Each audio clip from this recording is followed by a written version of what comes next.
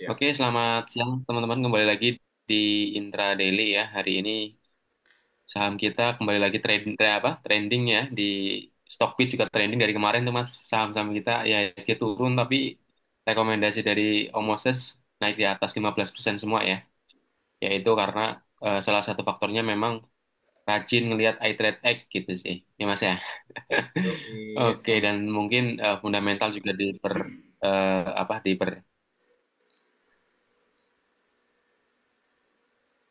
Oke, Mas, ini ada berita menarik, Mas. Ini berita udah muncul beberapa kali sebenarnya. Tapi ini dibuka lagi, ya. Beritanya itu tentang eh, informasi kode domisili, Mas. Ya, bahwa ke depan ini walaupun belum tahu nih, apakah minggu depan atau minggu depannya lagi, tapi rencananya adalah informasi kode domisili beserta aktivitas transaksinya akan didistribusikan kepada publik pada dua waktu, Om. iya, Ya, iya. yaitu setelah sesi satu dan akhir sesi perdagangan.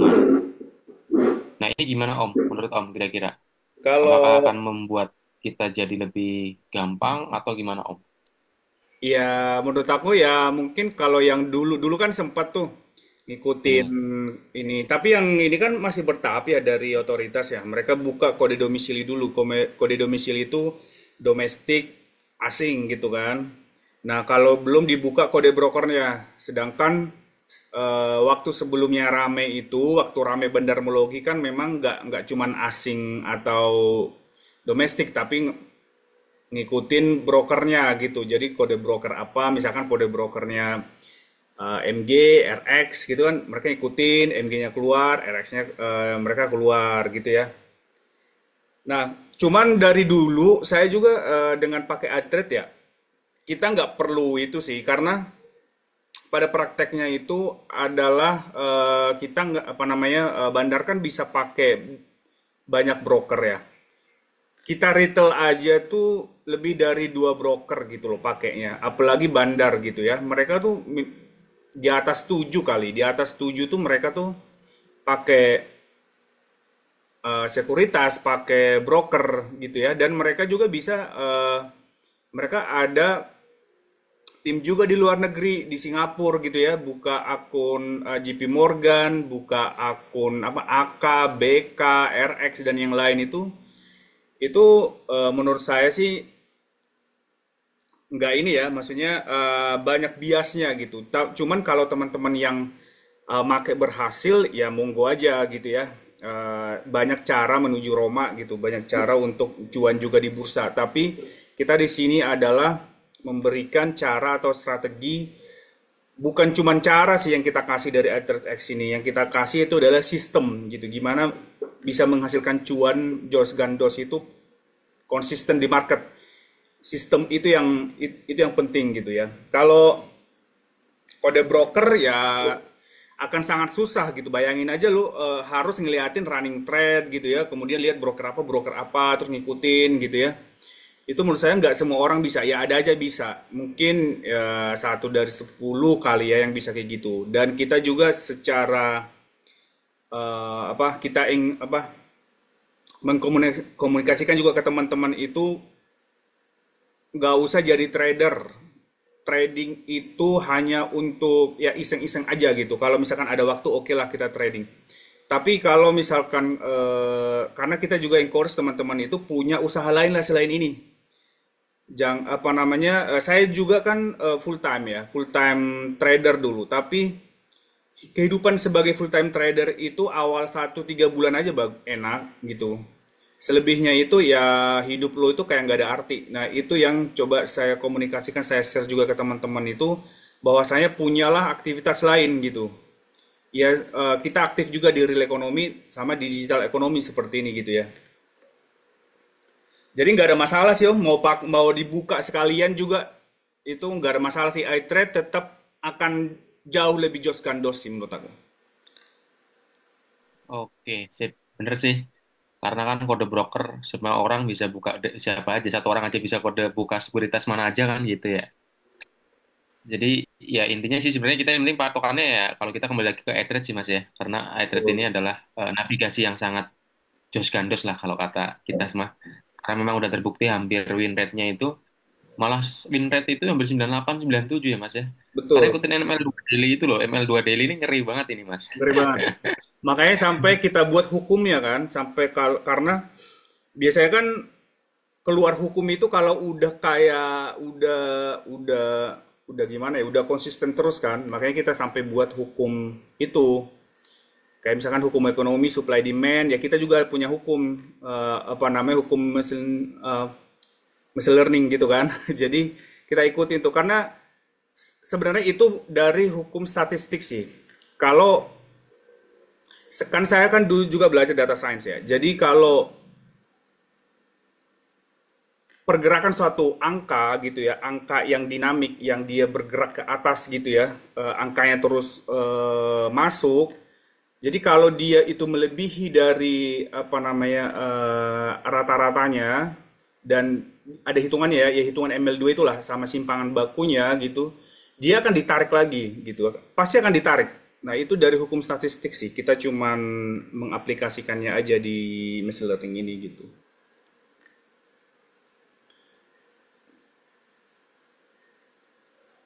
Mute, Oke, mute. Om Moses, ya tadi masalah mau dibuka atau enggak sebenarnya nggak ngaruh ya, karena Nggak itu ngaruh. bias. Nah, kita langsung aja nih Om, ada pertanyaan Om dari Pak Herman.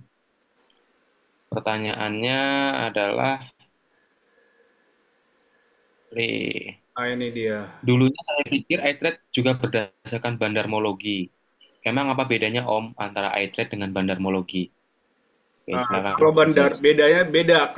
Kalau Om ngikutin waktu kita dulu masterclass awal ya, nanti kita akan ulangi lagi minggu depan masterclassnya iTrade biar kita bahas lagi. Kan ada 4 pilar tuh.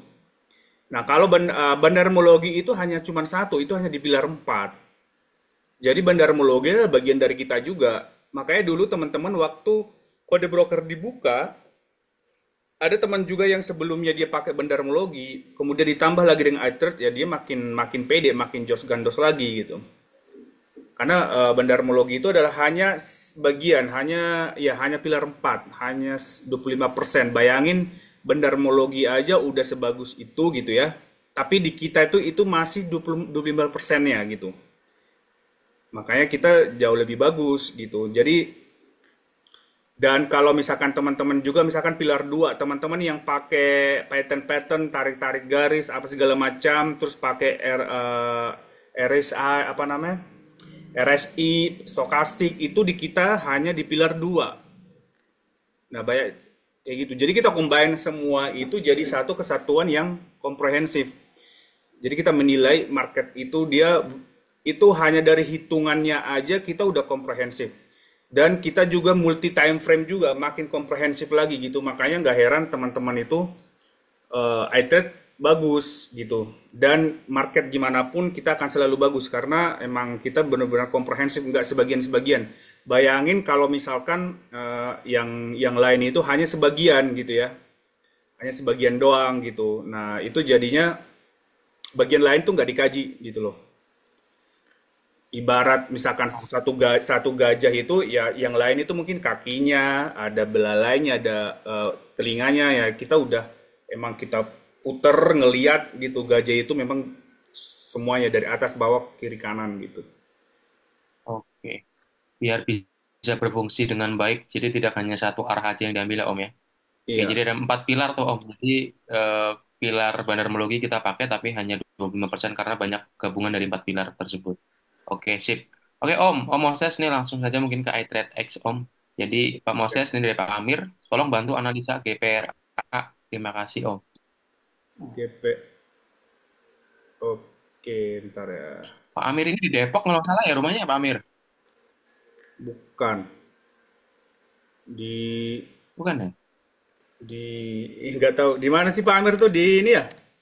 Sukabumi atau gimana? Gue lupa. Oh yang di Cianjur ya Mas ya? Cianjur atau gimana? Coba kita lihat ya GPRA ya. Oke. Nah ini nih, nah GPRA ini udah nih, udah harusnya dari kemarin itu ketika dia udah bengkok, nah kayak gini biasanya teman-teman itu bentar lagi gitu kan. Begitu udah bengkok, itu udah keluar, lihat nih, sebelum dia muncul yang panah kuning tebel ini, 3 hari sebelum itu kan, 3 hari sebelum itu tuh udah harusnya kita udah keluar gitu.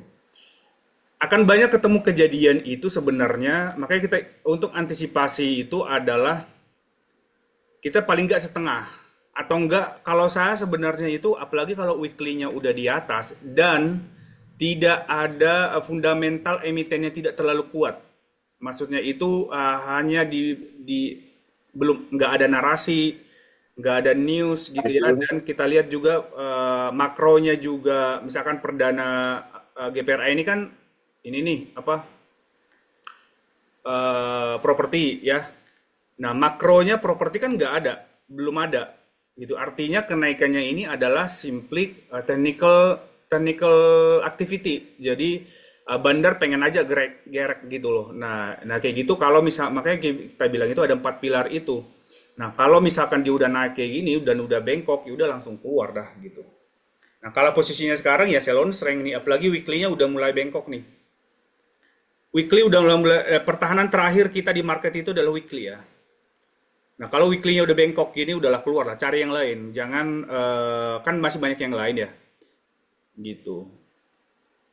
Oke, ini pola pengen, oh dia mau masuk nih Om, Oh, jangan kalau baru mau masuk. karena Iya, ambil yang lain yang relasi jelek belum ada tanda-tanda. ambil yang lain yang dia pilar 1 2 3 4-nya itu oke gitu loh. Nah, teman-teman kan kita Oke, udah PT, ini kan tuh udah kasih semua senjatanya ke teman-teman tuh sama kayak kita bahas tadi malam. Untuk iTrade-nya, untuk tools untuk navigasi atau fundamental marketnya udah pakai iTrade ini. Nah, di sini kan nggak ada pilar satu. Nah, pakai ChatGPT, iTrade X GPT. Nanti kayak gitu aja yang kayak video yang saya share kemarin ada di YouTube, ada di IG. Nah, tinggal gitu aja nanti di follow up terus kalau mau tanya-tanya yang lain. Misalkan kemarin kan kita bahas di video itu kan keras tuh. Nah, langsung naik juga keras kan hari ini. Gitu. oke. PTMP Om, kena UMA merah-merah boleh cicil nggak? Nah, itu dia yang kita bilang eh, salah satu resiko di bursa kita itu adalah ini aturannya ya sama kayak misalkan salah satu resiko berbisnis di Indonesia ya aturannya yang kadang itu nggak masuk akal gitu loh. Maksudnya ya itulah tapi kita di sini kita respect aja kita ganti scan ininya kita berstrategi aja gitu karena itu di luar dari kontrol kita nggak mungkin kita demo ke BI hanya karena itu kan. Nah, kita berstrategi aja gitu. Nah, kenapa itu juga trigger kenapa PTMP dia turun. Tapi despite dari walaupun dia itu mau naik atau turun itu nggak usah terlalu worry selama dia eye trade-nya bagus gitu ya. Eye trade bagus itu ingat di daily sama weekly. Nah, di weekly dia baru 2 minggu nih masih oke. Di daily dia juga masih strong gitu ya. Lihat ML2-nya, kemudian justru muncul lagi nih panah putih, walaupun panah putih yang hollow ya, yang bolong. Lihat nih, akumulasinya juga masih full, masih banyak gitu. Jadi begitu di apa namanya dibanting seperti ini ya kita masuk. Masuknya di mana ya sekitar ML2 ini. ML2 di berapa di 108. Ya naik dikit lah 108, 109, 110. Ya dua tik inilah karena area kan. Karena area gitu. Jadi 2 3 tik gitu di atas bawah dari ML2-nya gitu. Jadi 108. Tadi kena sih 109. 109 gitu kan. Gitu. Jadi ya kita ngikutin aja nih. Sama kayak yang terjadi waktu di crash kemarin juga gitu kan. Ya sama juga ini kalau kita lihat polanya PTMP ya dia nunggu dulu kayak kemarin dia 2 hari merah nungguin di ML2 dulu gitu kan habis itu diangkat lagi. Ya ini juga begitu gitu ya sampai nanti kita lihat nih sampai kalau dia udah mulai bengkok artinya bandarnya itu juga udah nggak mau sini lagi maksudnya udah beberapa udah mau keluar nah kita lihat nih kita keluar setengah atau enggak selama weekly-nya bagus ya kita akan hold lah gitu dan dia kan triggernya dari PTMR jadi setelah PTMR itu udah suspend ke berapa ya ketiga ya dia Ketiga ya. agak lama tuh suspend ketiga gitu kan. Jadi selama PTMR itu disuspend ya semua akan ke PTMP. Ya Oh, despite dari semua itu ya kita lihat ini aja kita ikutin aja gitu ininya. Masih oke lah masih oke. Dibanting-banting sih kalau kita sih nunggu yang kayak gini ya. Kalau misalkan dibanting misalkan lebih dari ini kan udah lebih dari 7%. Ini udah mulai akum-akum sih gitu. Apalagi 7%-nya dekat ML2-nya. Terus besok kalau hari ini dia mungkin masih merah ya masih oke. Selama on track ya kita hold terus kita tambah lagi nanti. Gitu. oke, sip. Oke, ada pertanyaan lagi nggak Om? Pak Herman atau Pak Yuni, Bu Yuni? Ada yang mau ditanyakan? Atau dari Mas Moses ada yang mau di-share satu saham atau dua saham, Mas? Oke, udah sih coba ini agak. PSAP. Satu nih Om, katanya Pak Herman, PSAP. Nah, saham-saham emas coba kita lihat ya, SAP ya. Nah, pesap ini kan dia sama kayak saham-saham emas sama Antam yang lain ini kan triggernya kan makronya itu fundamentalnya itu kan emas gitu ya. Emas itu turun naik ya ngaruh. Tapi ingat itu hanya news ya, hanya fundamental. Kita harus lihat juga di marketnya gitu. Nah kayak gini harusnya kan kemarin waktu dia daily-nya itu Bangkok udah keluar dulu. Nah ini juga udah sell on strength sih, sell on strength. Kenapa? Karena hati-hati nih weekly-nya juga udah mulai bengkok nih, udah mulai bengkok. Jadi kenaikan-kenaikan di sini ini adalah kenaikan yang sengaja diangkat bandar untuk mereka keluar. Tapi nanti bisa juga kejadian kayak dia ada bandar yang jadi market itu kan dinamis tuh. Jadi ada bandar lagi, mereka ganti bandar. Ada bandar yang jadi supir baru gitu, bisa jadi. Makanya kita ikutin terus. Kita antisipasi aja gimana kalau dia balik lagi ke 300 gitu. Kadang kan di situ tuh biasnya dari kita retail-retail ini. Nganggapnya itu saham itu dia akan terus naik gitu ya. Nah, nanti kalau berbalik arah lagi ke bawah kayak Adaro, kayak apa PTBA, ya kan sayang banget kan modalnya kan. Apalagi kita modal modal yang kecil ini itu harus harus rebalancing aktif. Beda kalau bandar atau sekuritas yang bilang buy buy buy ya mereka duitnya banyak, miliaran, ratusan miliar, mungkin triliunan kali untuk satu emiten gitu kan. Ya udah mereka ya buy terus. Ya kita ngikutin kayak gitu kan mana bisa gitu. Itu juga yang tadi malam kita bahas di weekly fundamental dari kitanya gitu loh. Perhatikan lagi, jangan ngikut-ngikut orang yang kita nggak tahu fundamental mereka gimana. Kalau mereka bandar, ya itu mereka punya dana ratusan miliar atau mereka udah di bawah gitu kan. Sedangkan kita yang retail kecil ini ya kita harus itu pintar-pintar sendiri, harus bisa aktif. Gitu, itu aja tambahannya. Sama aja sih pretty much kayak gitulah. Kalau Oke, sip. kalau yang lain itu mungkin kayak gini juga apa namanya? Karena satu sektor kan.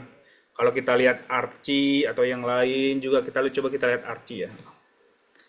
Atau Antam atau BRMS juga mirip-mirip.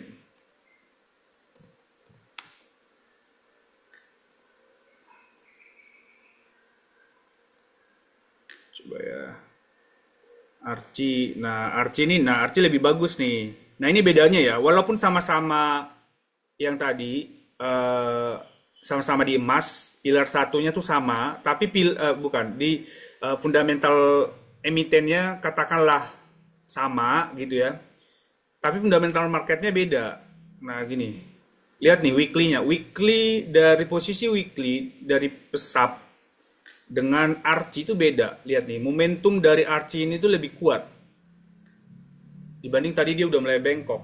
Nah, gitu kalau Archie kita masih bisa hold atau kalau udah keluar tetap keluar setengah gitu kan. Setengahnya itu nanti bisa kejadian dia ini kayak crash.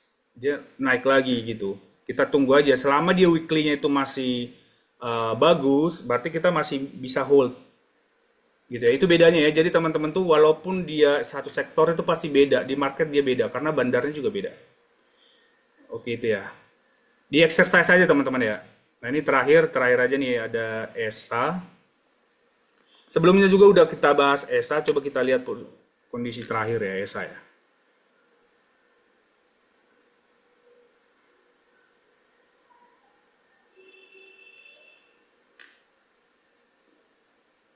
ESA.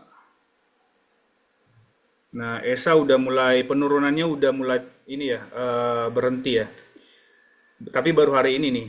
Kita nunggu kalau mau masuk lagi atau mungkin kemarin beli di 700 gitu kan. Kemudian mau average down, tunggu dulu nih, tunggu momen ini ya. ML2 daily-nya naik lagi.